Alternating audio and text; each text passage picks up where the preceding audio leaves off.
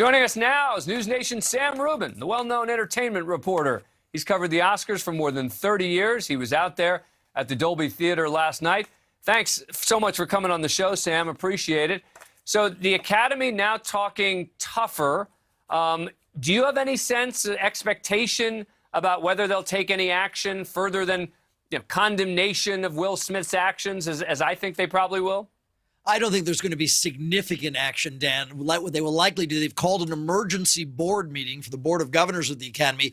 They're meeting on Wednesday. Oscar tradition is that the winner of the Best Actor and Actress Oscars return the following year to present the Oscars to the next winners. Anthony Hopkins was at the Oscars on Sunday night. I guess they will suggest that Will Smith not attend next year. Maybe they temporarily suspend or revoke his membership in the Academy, and that will likely be it. I think you have framed everything in a very interesting way.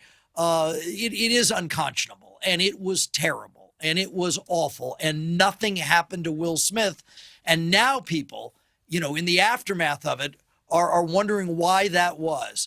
One thing I think that's important and fair to point out is there was extraordinary confusion when this took place. I'm not trying to make a mea culpa or an apology for anybody, but I think a lot of people in the room and a lot of people putting the TV show on the air, and as well as anyone, the difficulties and the challenges of live TV, they thought it was a bit. They initially thought it was, kind of a staged prank that didn't really work. And it took a few moments to recognize, no, wait a minute, this was no joke at all. It actually happened.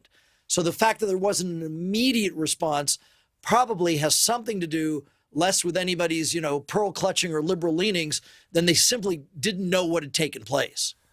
All right, but that's a very important clarification. I appreciate that. But I think you'd agree with me that by the time they got to the Vanity Fair party, that everyone at that point knew what had happened. Oh, absolutely. And I think two things that are worth redoubling your remarks. The tweet from Jaden Smith is horrible. Dancing, clutching your Oscar to your old hits with the sense, the nonchalance that nothing happened earlier in the evening is awful and sends the worst possible message. And Hollywood, as you well know, is all about messaging. And consequently, now I think there's a huge effort to clean up the mess. The Academy has always been incredibly heavy-handed about press access and appropriate questions and things like that. So that's stuff we've been, coping with and trying to ignore for years. But you can't ignore all of this. It is front and center, that's for sure. And I think that your suggestion as to what they're going to do for next year makes sense, right? Say to him, well, we've not invited him to next year to be a presenter, et cetera. It sounds like a sort of non-punishment punishment that you can give him. You were there last night. I think we all have this image of an enormous amount of police, right, who are there at this event to ensure its safety, et cetera. Are there any police officers who are literally inside who could have, and I'm not saying they should have, but who could have just walked up and asked Will Smith some questions? There's an extraordinary series and layers and layers and layers of security. So inside the actual ballroom, you've gone through an incredible amount of security to get there. As a practical matter, are there uniformed police inside the auditorium? I don't believe there necessarily are. There are so many outside of the auditorium and a ton of private Academy police. But it is a legitimate question. Again, I think people trying to figure out, gee, what happened here? But obviously, Will Smith was not contacted by anybody with security and law enforcement. Rather, and ironically, he was comforted during the break by Bradley Cooper, Denzel Washington, Tyler Perry, because I think what people had witnessed was, and this might be an overly dramatic phrase, nearly a psychotic break. I mean, here he was laughing at the joke, and then quicker than you could count to three, he suddenly just filled with this rage and vitriol. It was extraordinary and very upsetting to witness. Sam, final question. He made his apology tonight, which is very different from the apology he made yesterday. I'd assume he's gotten pressured into that at this point, where people are saying to him, look, now you're being investigated by the Academy. There are a lot of people out there who are questioning what you did, et cetera. You still haven't apologized to Chris Rock. I've got to believe that he was under enormous pressure to put out that statement.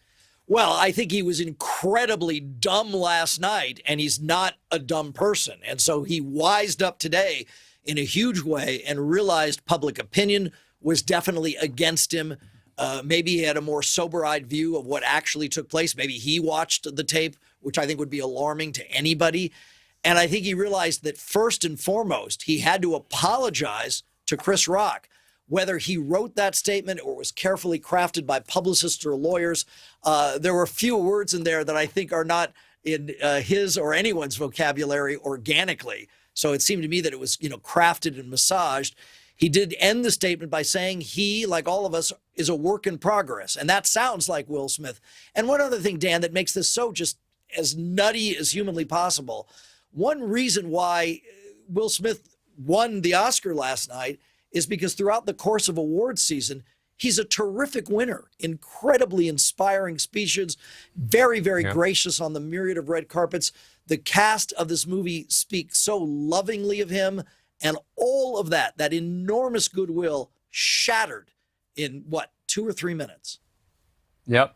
All right, Sam Rubin, thank you very much for coming on the show. This is good insight. Really appreciate it. Thank you for watching. Click the red subscribe button below so you can get more of NewsNation's fact-driven, unbiased coverage.